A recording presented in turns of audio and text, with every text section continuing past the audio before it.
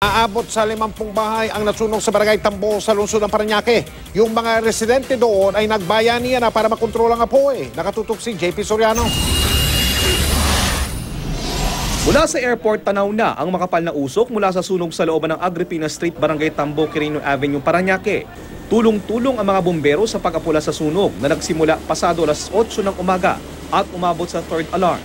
Ibig sabihin, kailangang rumisponde ng hanggang sa 4 na fire truck mula sa distrito. Umakyat pa sa bubong ang ilang bumbero para maapula ang apoy. Pati ang ilang residente nagbayanihan para makontrol ang sunog. Napilitan silang sirain ang bahagi ng isang pader para makalabas ng kalsada. Wala namang naiulat na grabeng nasaktan o nawawala. Ayon sa BFP Parañaque, nasa 50 bahay na gawa sa light materials ang nasunog. Aabot sa 100 pamilya ang naapektuhan. Damay pati ang isang warehouse na mga damit at tela na pagmamay-ari raw ng isang FFF Import-Export Company. Nakapagsalba pa ng ilang gamit ang ilang residente. Pero ang iba, wala kami na isalba kahit nun. Wala kami mga gamit na. Kung ano lang ang meron kami, yun na lang yun. Wala na. isang lola ang ginamot ng medics matapos mahilo.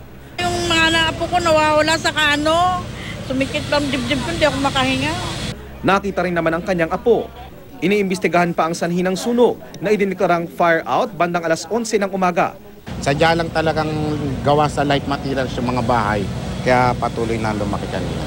Ito na ang ikatlong sunog sa Parañaque sa buwang ito ayon sa BFP. JP Soriano, nakatutok 24 oras.